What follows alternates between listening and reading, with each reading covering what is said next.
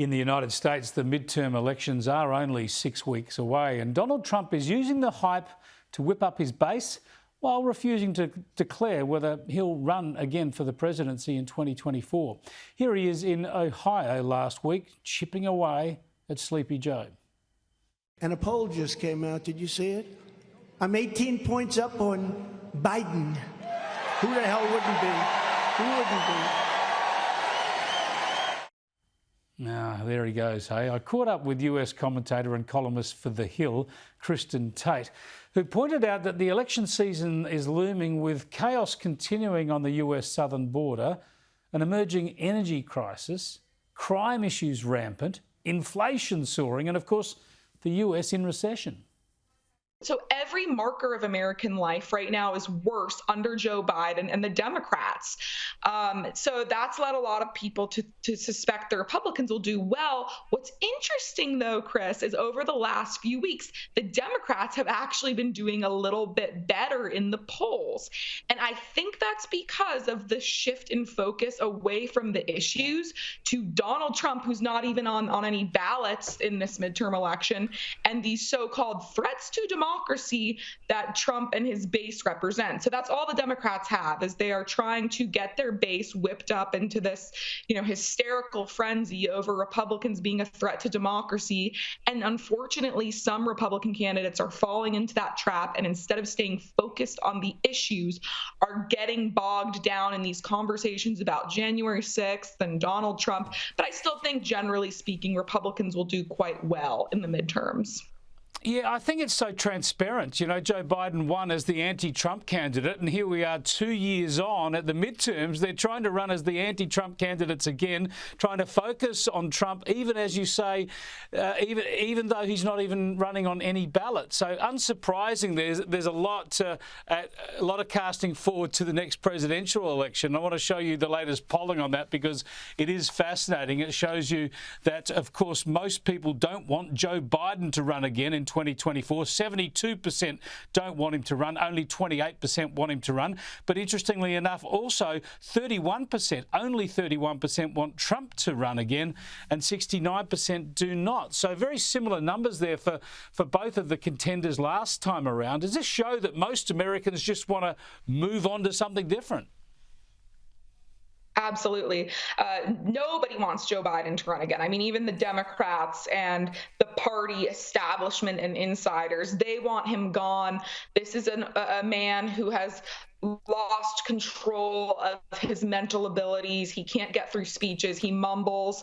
He has no decision-making abilities. So they want him gone. What's kind of interesting for the Democrats, though, is that their bench of candidates is just remarkably shallow. So the question becomes, well, who could they actually run against a Republican successfully? I mean, everyone that they have mentioned as possibilities are just duds. Kamala Harris, huge dud, totally unlikable. You have Pete Buttigieg, who has a lack of a resume and really just has nothing in terms of successes to speak of. You got Gavin Newsom in California. He might be their best shot. And then, as you mentioned on the right, Donald Trump is still being talked about as one of the top candidates who could be the nominee again, but he's such a polarizing figure. And although he does drive turnout among his own base, he drives turnout a lot on the left too. A lot of Democrats and even moderates and some Republicans would go out just to vote against Donald Trump. So we'll see what happens. I think Ron DeSantis, who's the governor of Florida, has a fantastic shot at being the nominee for the GOP. He's doing a great job there. And he could potentially even beat Donald Trump in a primary. It's a little too early to tell, but you're right. I think voters by and large just want to move on from 2020.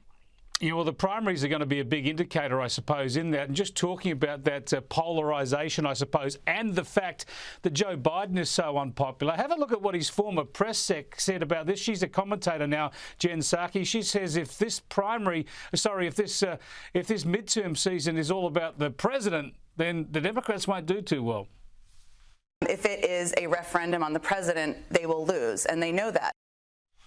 Yeah, don't make it about the president or the Democrats will lose. Just talking about Democrats, though, Kristin, I want to go to what the former Democrat presidential candidate Hillary Clinton had to say about Donald Trump, because this is so typical of the left in politics. They go way over the top and they dub their opponents as fascists, even invoking Adolf Hitler here. Have a listen. I remember as a young student, trying to figure out how did people get basically drawn in by Hitler? How did that happen? And I'd watch newsreels and I'd see this guy standing up there ranting and raving and people shouting and raising their arms. I thought, what's happened to these people? Why did they believe that? You saw the rally in Ohio the other night.